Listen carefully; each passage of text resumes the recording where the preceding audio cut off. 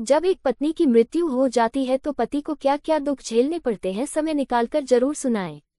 पत्नी रोज पूछती थी, दवा ली? और मैं कभी कभी झुंझलाकर कहता था, हाँ ली। अब जब दवा सामने रखी होती है तब भी हाथ नहीं बढ़ते, क्योंकि दवा से ज्यादा जरूरत अब उसकी आवाज की है। बिना कहे सब समझ जाती थी, मेरा दर्द, मेरी खामोशी, मेरी थकान। आज सब कुछ है लेकिन सुकून नहीं। वो जो आंखों से पढ़ लेती थी मन, आज उसकी आंखें भी बंद हैं, हमेशा के लिए।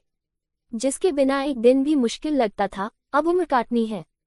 रिश्तेदार लौट गए, बच्चे अपने में व्यस्त हैं, मगर दिल उसी तकिए में दबा है जहां उसका सिर हर रात मेरे कंधे से टकराता था। घर वही है, दीवारें वही, रसोई वही, लेकिन उसमें अब स्वाद नहीं। उसकी बनाई चाय में जैसे दवा घुली होती थी, अब सब बेस्वाद है, क्योंकि अब उसमें उसकी उंगलियों की छाप नहीं रही। कभी वो लड़ती थी मुझसे, शुगर कंट्रोल में नहीं रखोगे तो बहुत पछताओगे।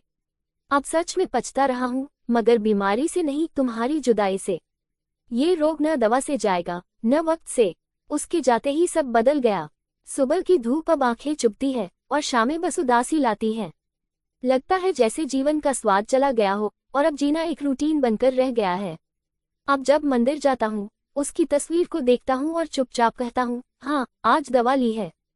फिर आंखें भीग जाती हैं, क्योंकि ये जवाब अब किसी सवाल का उत्तर नहीं रहा। पोता कहता है, दादी अब नहीं है तो आप क्यों उदास रहते हैं? मैं मुस्कुराता हूँ, लेकिन दिल अंदर से रोता है, क्योंकि उसे क्या पता, दादी सिर्फ इंसान नहीं, मेरी सांसें थी। शाम को अकेले बैठकर उसकी डायरी पढ़ता हूँ। हर पन्ना उसकी हंसी की तरह बोलता है। एक जगह लिखा है, अगर मैं पहले चली जाऊं तो तुम टूटना मत। लेकिन कैसे न टूटूं, जब सब वही हो, बस हो न हो दवाली।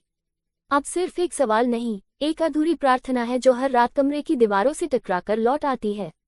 वो आवाज अब गूंजती नहीं, बस भीतर कहीं रिसती रहती है, धीरे धीरे, दर्द की तरह। अब कोई नहीं पूछता, दवा ली?